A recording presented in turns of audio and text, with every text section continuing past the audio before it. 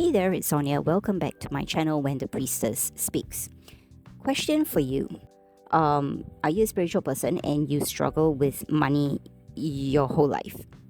So today's video is a little bit about this. Okay, it's something that I've been observing the past couple of years where I've been in different spirituality groups, doing different things over the years, but one of the themes that I've actually been observing is that so many spiritual people out there, men or women, actually struggle with bringing in money into their lives. And this is something that is worth looking into because it just says something, okay, about spirituality and money. And I do want to kind of talk a little bit about this. So three of the biggest struggles that I've seen, okay, I'm diving just straight into this right now. One of the biggest struggles that I've seen is that a lot of spiritual people feel that or believe that money is actually dirty, okay, and rich people are evil people, businessmen are evil, and if you're a spiritual person, you shouldn't want money at all because it kind of opposes each other. Okay, so that's the belief that I see many spiritual people hold. And the thing is, there is also a blocked energy or a opposing energy, okay, because money in the current state of the world that we live in, money actually can, it can help you do many, many things in your life, okay? Money is something that can this is debatable, okay, but I feel that money can buy happiness to a certain extent, okay? It's also, it also brings you financial stability, it also brings you safety, and also allows you to do or go to many places that you want to go to in your life. So that's money, okay? Money in that kind of representation can sometimes oppose a lot of spiritual teachings because spirituality is all about, being surrendering and being free, right, of any attachments to this material space. So material space is all about, well, one of the things about material space is money, and one of it is also about, feeling safe and feeling secure, which money brings, those feelings about a lot of people. So in that sense, spirituality and money already can't really seem to coexist, okay? It's on a different plane. So they're already opposing energies. So coupled with the belief that money is dirty, it can be very difficult for someone who is actually spiritual identifying to actually be able to overcome this and earn a lot of money. But, it totally can be done, which I will talk about later in the video. So what actually results then, okay, is a very contradictory kind of like stop-start relationship with abundance, okay, with money, with wealth, that keeps you stuck in, kind of like cycles sometimes. And some of these cycles that I've seen with some of the people are that it looks like a poverty cycle, basically. So they are unable to earn money to actually feed themselves or support themselves. And because they are unable to earn enough money to do the basics and to meet basic necessities and have basic necessities and basic life stuff, they are unable to bring their spiritual, practices and spiritual business further than they want to. So it's kind of like a stuck kind of loop that I've observed. And just kind of diving a little bit into where these money blocks could possibly come from for some of these people.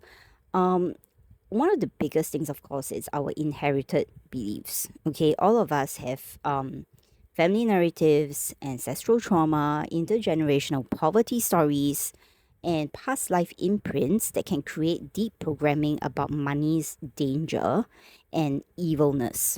Okay, and if you come from a family, okay, especially if your parents on both sides or on one side, your caregivers, they don't come from wealth, they have never been surrounded in an environment where there is wealth, there's abundance. It's not just money, yeah.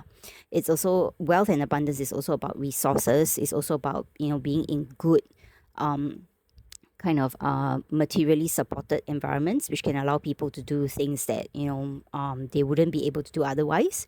If you actually come from families or, through the generations, your family tree has struggled with poverty, more or less, that kind of energetic imprint will be passed on to you. Energetic imprint as well as the stories around money.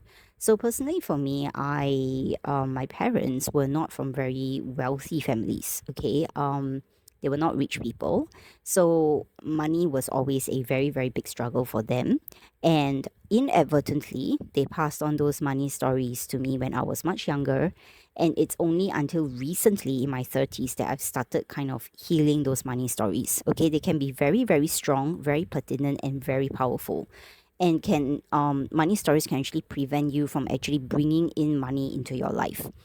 And another thing about having wealth and abundance and money is what I mentioned earlier is the thing about resources as well. So if you have the resources, okay, like you have the support networks, you have the people, there are relationships that you just have to know how to go about life. Those things are also resources, and it's also part of that whole abundance wealth story, because when you have resources that are not just money, it can take you to a lot of places. If you know the right people, you are able to get jobs in the right places. You know the right people, you can get things done in certain cities and certain countries. So all these things taken together, if you've never had that kind of environment or that kind of family space, or past life experiences or intergenerational situations where money was actually a very absent thing in your family, it can really affect how you actually approach money in your current lifetime. Another thing is the cultural conditioning. So lots of people, especially in spiritual and artistic spaces as well, you see archetypes around, like the starving artist, and the pure monk, which there are a lot of there's a lot of glorification of poverty as proof of, like, spiritual cleanliness, and spiritual purity and artistic integrity, right? um a lot of these conditionings can actually make you or put you kind of like trapped in a way in a box which doesn't allow you, okay, energetically, to bring in more money into your life. Because when you keep so beholden and so loyal to an archetype, and like, you feel that it's a moral thing, okay, it's a moral code thing for spiritual people not to have, um not to be rich. It's like sometimes in certain cultures, like in my own culture, in the Chinese culture, when you see monks like with like luxury watches and with gold chains and things like that, people do pass comments on that, because there's still the existing cultural conditioning that, if you are someone who is of a spiritual, group, or you identify with a certain faith, money shouldn't come into that place. And that can, if you're not, okay, if you're not a monk or whatever, but you still, want to have a spiritual business and such, it can actually really interfere with, yeah, this contradicting kind of like beliefs and conditioning can really interfere with how you actually see success in your life. Another thing is what I call a lifestyle resistance. So I've seen this personally because I have quite a few people in my family who are pretty religious, and I've seen them actually unconsciously or consciously sometimes reject financial stability as selling out. Okay, so they'll choose paths that are not like that won't allow them to be rich or abundant or wealthy in general. Okay, so they fear material success in a sense. So, for example, my dad, okay, he's a very religious person, and he's not someone that actually really believes in money. He's one of those people that says like money is very dirty and businessmen are very and evil and stuff like that. So his entire life, he's never actually had a conventional job which allows him to actually earn like a significant amount of money. So money has always been a real struggle for him. Okay, and when you choose jobs or you choose lifestyle paths that actually don't lead you to abundance, it can then be very difficult, okay, to have that kind of money come into your life. Okay, so there is that, and there's this thing also called chakra imbalances. If you're not familiar with the chakra system, you can go read it up. But material success and stability and safety, all of that is actually in the one of the lower chakras, which is our root chakra. Okay, if your root chakra is not strong, your fears around money will always be there. Okay, you will never feel safe in your life, and you will always feel like very anxious and very worried, and and just kind of like never really very settled or very calm down or very rooted. Okay, you always feel like you're kind of like drifting somewhere in life, but not really with a sense of purpose or sense of meaning or sense of rootedness, especially when it comes to your material success. So these are some things to actually kind of think about, whether these blocks are actually applicable to you as well. But the reality check is, okay, we still live in a world that is pretty material. Okay, money runs a lot of things, and it requires financial participation in some ways. Unless you really want to be a monk and live in a monastery on a hill, or you want to, go live by yourself on an island far away from civilization, the rest of us actually would need money to survive in some way. Okay, so rejecting money in this material world that we live in, okay, doesn't really actually make you feel very free. It makes you very very dependent. It makes you anxious and very vulnerable to things like scams and stuff like that out there, and it puts you in an energetic cycle that will attract more of the same, more anxiety, more vulnerability, and more dependency, which is that poverty cycle sometimes that I was talking about just now. So true spirituality means you are actually able to hold both the material parts of the world as well as the spiritual parts of the world and of yourself. Okay, you can be deeply connected to spirit, be a very spiritual person, while being grounded in material abundance. Okay, and I'm going to talk about that in a while. So this is a sort of integration, okay, that I myself had to do, okay, because for me, I was very into spiritual practices, but I at the same time was struggling with money. So there were two things I had to actually look at. Money is a very practical thing, okay? We exchange money for our time, for services, for items that we need and all that. It's a very practical foundation. It's the root chakra. It's one of the, just think of it as something that is a basic necessity in some way in our lives. Okay, so some of the things that you can look at in terms of like upping your material abundance, or having more money in your life, is just simply just look at the job that you actually have. Okay, that you, or you actually want to have.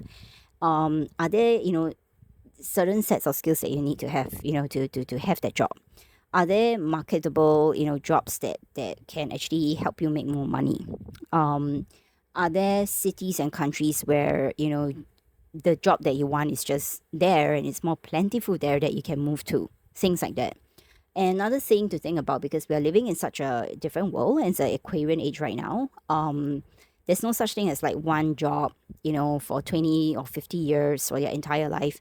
Lots of people now are exploring like side hustles are not really side anymore. It's also a main hustle, and many people are exploring multiple income streams right at the moment, because that's how the way the world is. And it's not easy to actually stay in one place and forever, and make a living from that place. So explore how you can actually create multiple income streams for yourself. So let's say you have a spiritual business. One of the things I never tell people to do is to quit their job and to work on their side hustle, work on their spiritual business. It's very risky, okay? And I know some people are willing to take the risk, but if you do not have like any sort of like funds or any sort of savings, and you don't really have a plan, I do suggest you just stick to your day job, okay, and just slowly work on your side hustle on the side, okay? And if you are still unsure or unclear about, financial stuff, banks confuse you, insurance confuses you, investment confuses you, go and do some research, or, go and listen to some like podcasts or some like YouTube videos, just to get, familiar on how financials are run in the place where you live, okay? Because financial literacy is very, very important. There are so many people that I know where I live who is just like pretty ignorant of how their finances actually work, and how much the government is actually taking from them, and how much they're actually paying in taxes and things like that. Do not be ignorant, okay? It's your money, okay? Be on top of it, be present, be guarded about the money that you actually earn, okay? go and take some courses on or go and read up on scams and on AI and how things, because it's such a different world that we live in right now, how different forces, different energy can actually come into your life and actually take away the money that you have earned. Okay, so be prudent, be cognizant, always be attentive of the links that you click on, messages and emails that you receive and things like that. Be very wary of people suddenly asking you to send money to them and things like that. Always guard your energy. And the more you you practice more of the spiritual, some of the spiritual energetic practices that I'm going to talk about soon, and the more you actually be financially literate and know where your money is going, the less likely you will fall for such scams and things like that. So do keep on top of your finances and do keep on top of your banking statements. Make sure that your credit card is paid off. And if you do not have a credit card, wonderful, amazing. Do not apply for one. I mean, it depends where you live, right? For my country, it's just not that important. So anyway, go and be financially literate. Go and be financially literate. Okay, have that on your to-do list. Something to do by spring of 2026. Another thing is you need to start to build up your savings and your emergency funds. Okay, and I don't care whether you're married or whether you are partnered up or you have a rich spouse or whatever it is. I always believe in a person having their own savings and their own emergency funds to fall back on when things go south, because life is unpredictable. You have no idea what is going to happen, and you always need to be prepared, okay, for things that can just happen. Okay, so always establish your emergency funds. They say it's about like 3 to 6 months of your take-home pay. But if you're not currently working, okay, do just try to get a level of like a certain like level of employment first before you work out your savings and your emergency funds. Okay, not here to give any sort of like financial advice, but I think it's very, very important to be financially independent and financially stable, because money is important, okay, in the world that we live in. It can exchange for many, many things and many experiences. So if you are struggling with money, look at the blogs, at the stories that could be stopping you from actually earning the money that you want, and then go and do the practical things that will get you more money in your life. Okay, and onto the psycho-spiritual part, there is a necessity of rewriting your limiting money stories, okay? It could be that you always had the belief that money is bad, that businessmen are bad. It's time to actually look at those stories and to rewrite them and to change them into more positive stories, and to use affirmations to actually drill them into, the positive ones into your head every day. If you do know of like certain patterns and certain beliefs that have been passed down in your family from ancestors or from like your past life or intergenerational stuff, it's also time to actually cleanse that energy and heal that energy from your life.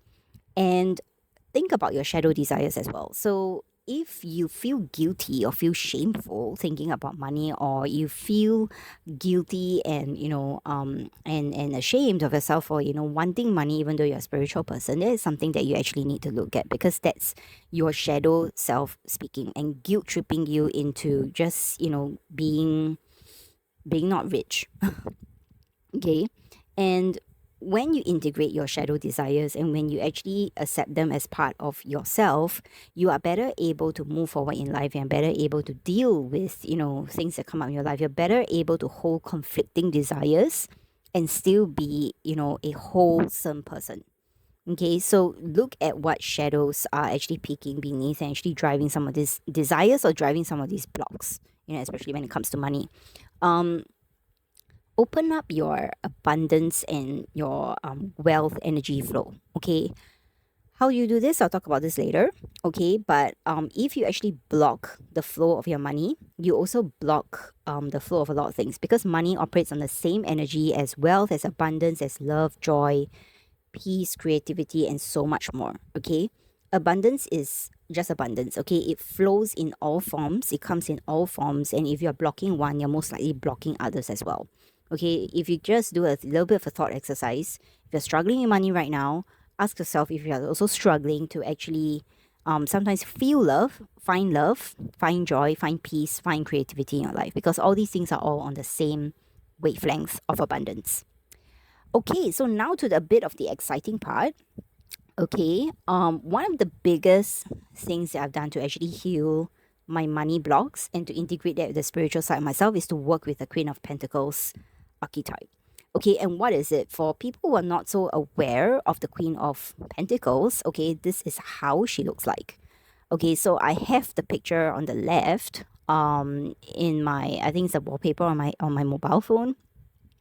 The Queen of Pentacles, okay, you see like all those like stars in Pentacles cards, and they actually represent like wealth and material success and abundance and things like that. Okay, Pentacles is of the earth, okay, which is why the root chakra is related to our money stuff, and is also related to the suit in the pentacle suit in the tarot deck.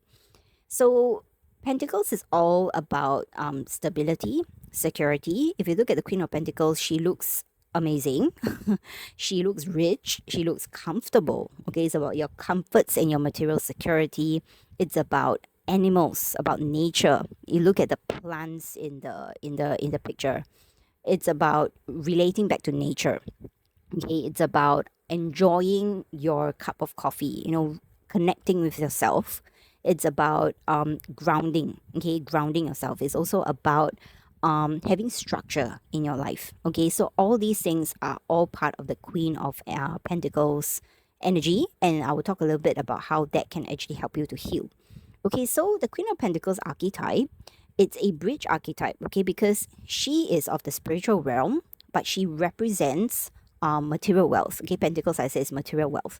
So she seamlessly blends the material mastery with spiritual wisdom. Okay, so there's no conflict between earthly abundance and divine connection for her, because she understands that tending to the body, loving yourself, loving your home, loving the people in your life, having your finances in order, having your life in order, having a structure, is as sacred as your prayers or your rituals to actually release the money blocks, because all these things, okay, are conduits to actually bring in abundance into your life.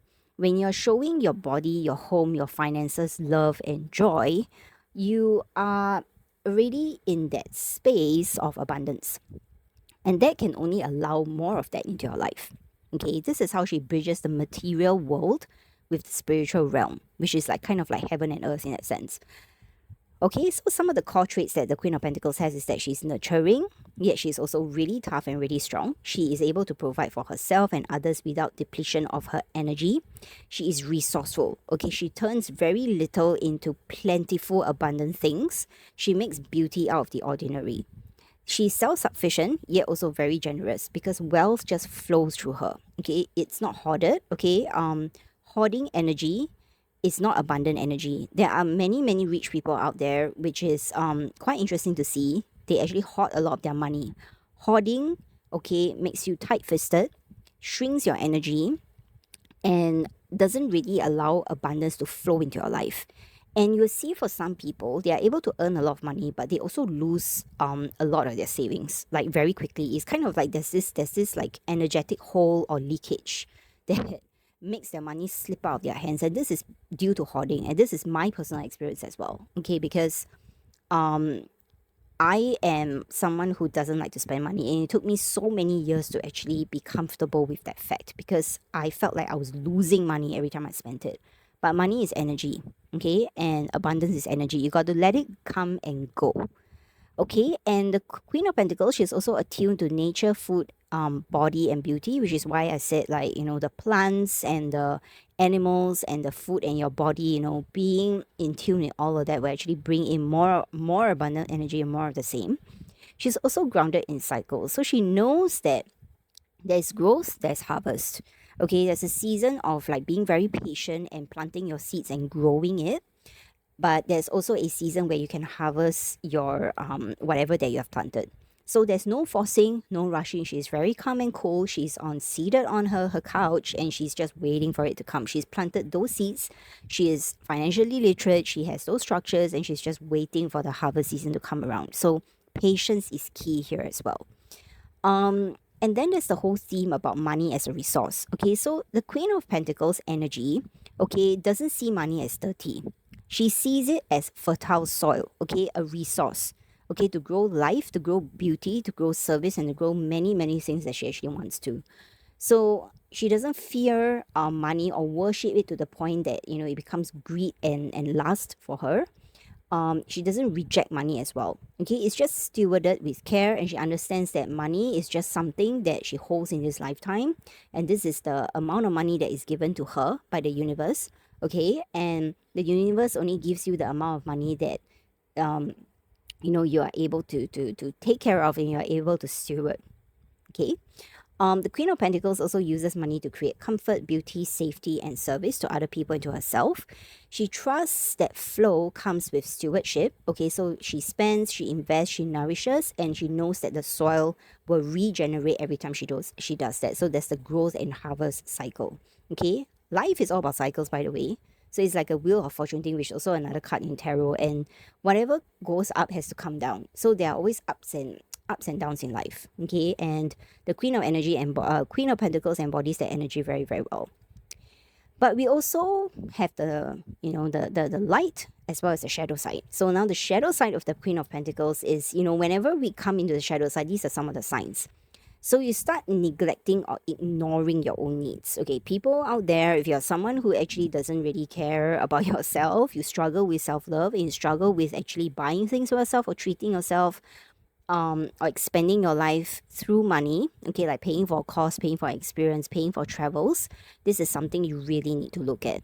If you're someone who is very tight-fisted with money, okay, which is the second point, scarcity and clinging to resources, fearful of lack, you are always afraid of where money is coming from, you're always worrying about it, you have it and then you're super tight-fisted and don't want to spend it, so you hang on to it. This kind of energy has a very heavy, clingy energy. So whenever you're hanging on to something, it's not going out because, well, you're clinging onto it, right? Whenever things don't go out, when energy doesn't go out, it doesn't come in as well. Remember that money is energy, okay? You have to let it flow, okay? You have to let it flow around. The third sign, martyrdom, okay? Thinking, nurturing is like self-sacrifice. Whenever you nurture something or someone, you think that you are giving away a huge chunk of your life and a huge chunk of your resources and your money. So in terms of what we see in reality, we see people who are very transactional sometimes, where they feel like whenever they give up something for someone, the equivalent has to come back to them. But again, it's about energy. So let's say you are doing something for someone because you just really, really in a very joyful, abundant giving mode. And when you put the energy out, more of that comes in. So you have like random people helping you do things. You have people like giving you money. You have people like taking care of you or taking care of your finances or just being there for you. You always have people around you.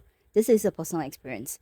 Okay, so you cannot think of nurturing as something like, oh, I'm sacrificing my whole entire life just to get this done. Think of it as an energy exchange as well. The fourth thing, over-identification with material and losing your balance with spirit. So although the Queen of Pentacles represents both material and spiritual realms, she's able to balance both. So like kind of being very tight-fisted about money is actually a sort of imbalance as well. So when you're tight-fisted in money, like I said, the money doesn't come in. But when you over-identify with material wealth and you are very greedy and need a lot of it, and you keep like trying to like earn more and more and more of it at the expense of other people, at the expense of other positive experiences in your life, you start to lose your connection with the spirit world.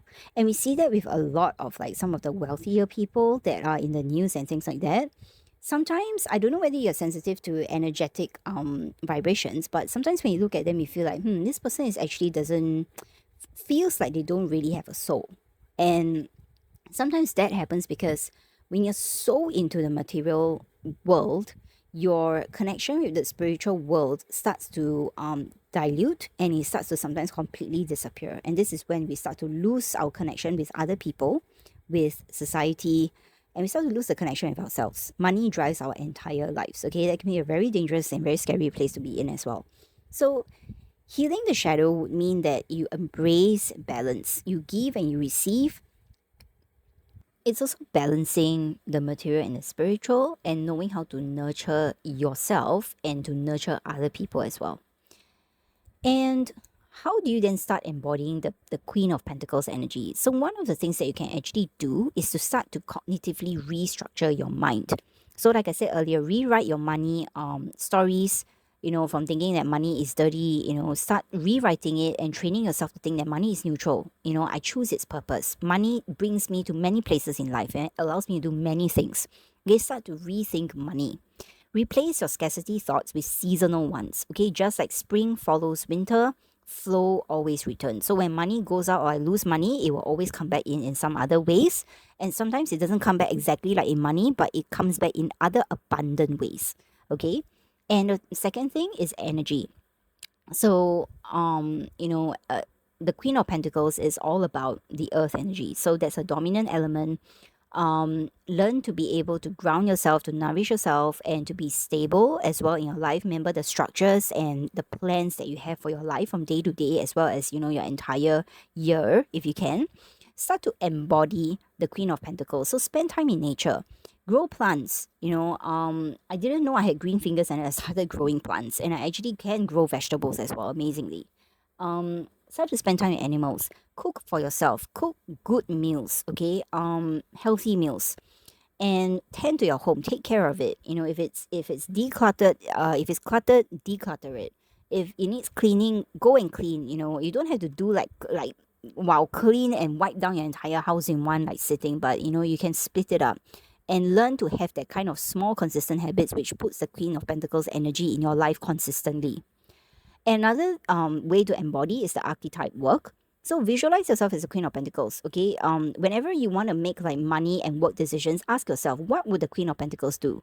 When you don't want to spend money on a course, ask yourself, would the Queen of Pentacles actually do that? She wouldn't, okay? She would actually spend the money on the course because it's about money, energy exchange. I know I keep saying this because it's important. And it's also about buying an experience, okay, that can actually open up your life. Anchor with a symbol. Okay, so you have a ring, a bracelet, a coin, or whatever. Touch it to activate her energy. For me, I actually have an altar at home. I have my picture on my mobile phone.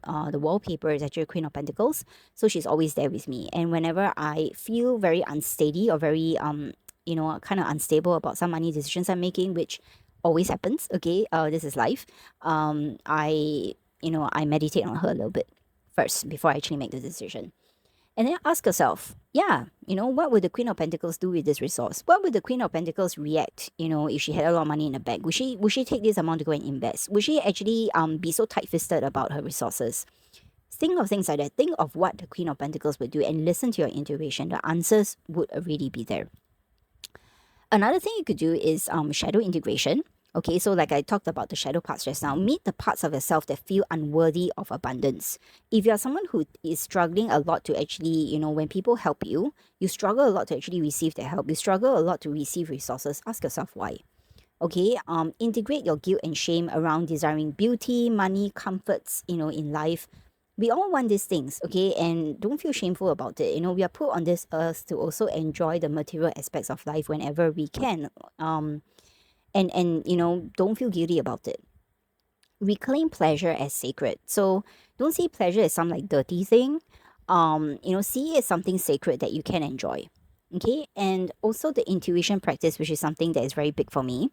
When spending or receiving money, okay, pause and feel. Does this expand or does this contract me? Does this make me feel very tight? Whenever I do not want to spend money, I always feel a sense of tightness in my heart, okay, or in my gut. And that's when I know that I am actually keeping myself very small. And that's how I actually started spending more money on, experiences and books and things like that to actually open up my mind. Trust the body's cues as well, okay? Her wisdom flows through embodied choice and not mental overthinking. Do not overthink things sometimes. When you need to spend on something, when you need to actually put out a certain resource, just do it. Don't feel too don't overthink it, okay? And here are some daily practices that you can use to actually embody the Queen of Pentacles. Like I said, keep your space beautiful at home, declutter, nourish your body, take care of your body, okay? Drink water, cook amazing meals for yourself, honor your senses. One of the examples is that I've been very into essential oils lately. So I've been diffusing a lot of these really, really nice aromas in the room, and it's been amazing. So money stewardship as well. So track your income and expenses, get financially literate. Okay, do it with love and not fear. Okay, don't do it just because, oh, you're fearful of where like your money is going, but do it because you know that whatever money that goes out this way is going to come back in. Bless your bank account. Be grateful that you have money coming in. Okay, connect with nature. Touch soil, go take a walk in nature, plant a little like garden if you can. Go barefoot on the grass if you can. Reconnect with certain cycles in nature. So it could be the moon cycles, it could be certain harvest and growth cycles, the equinoxes, the solstices. Okay? Generosity ritual. So give intentionally to other people your time, your love, your money. Okay? Don't do that and then drain yourself at the same time, but do what you can. Okay, and when you embody the Queen of Pentacles, money stops being an enemy, it becomes a garden. Okay, your energy field shifts from scarcity to fertile abundance. Love and opportunities flow because you radiate stability, care, and resourcefulness. So another reminder again, which is like the umpteenth reminder, money is energy. Okay, remember that it's neutral. Money is not inherently good or bad. It's just neutral energy. It just needs to flow. Okay, it's like water. The stories that you attach to it will determine how it flows in your life. Okay, if you think it's dirty, it will always come to you in a very, very, strange manner. Or it might be your energy might be leaky to scams. And it's also about circulation, not hoarding. Because money is energy, it will stagnate if it's blocked or clung to. Something that I also need to tell myself. When money circulates with intention, okay, you spend, you save, you give, you donate, you invest, and there's awareness around these things, it multiplies and it nourishes. So it's just like the air and the blood flowing in your body. Resonance and frequency. So money responds to the frequency that you carry. If you're constantly in like scarcity or fear, you actually repel any sort of abundant opportunities that are trying to come into your life. If you're in openness or a trust state, you actually invite a lot of flow and a lot of resources and help into your life. It's less about the law of attraction actually, and more about nervous system safety. Okay, plus the Queen of Archetype, and how you're actually embodying her. Money is also about stewardship. It's not ownership. You don't own money, okay? Because when you die, when you and I leave this earth, the money doesn't come with us, to wherever our soul actually goes to. It doesn't come with us at all. We are just here to keep this amount of money here, okay?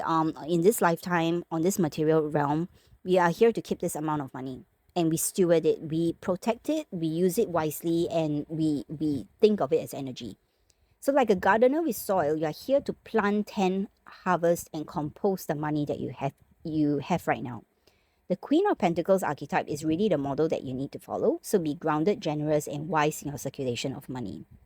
Heal your money shadow as well, and I've repeated this already. Many of us carry, ancestral stories like money is dirty, rich people are greedy. Do shadow work around these, okay? Unearth these energetic imprints, integrate them, and replace them with empowered truths. So remember your next steps, okay, to identify your money story, and to turn it around into something more positive. Choose one practical step, get financially literate by the end of the year. It could be, learning a new skill as well, creating a budget, opening a savings account. Go and do it by the end of this year, okay? Embrace the Queen of Pentacles within you. Start seeing yourself as worthy of both spiritual fulfillment and material comfort. You deserve both, okay? You're here as a human to experience both. And if you're ever in doubt, ask the Queen of Pentacles what she would do, okay? So remember that your spiritual gifts are meant to flourish in a world, not struggle in scarcity. You're not here to experience like scarcity, okay? You're here to feel like abundant and to be able to steward this, abundant resources and money in your life. Okay, so if any of this resonates, do subscribe and stay with me on this channel. I'll be talking a lot more about manifestations and, spiritual, how to be like spiritual in this world. And yeah, because you can absolutely change your money stories today. If you still struggle with it though, you are open to booking a one-on-one consult. I'll put the links down below. Get connected with me on Instagram and join my newsletter. I also have books, workshops, and so much more content on money stories and shadow work and things like that. It's coming out that I hope that you'll check out as well. So I hope this video has been useful for you. Okay, this is Sonia signing off. If you have any like issues with your money stories, do drop me a note on Instagram because I have gone through some of it myself as well. So I can totally resonate and understand. But with that, that's Sonia signing off, and I'll see you in the next video.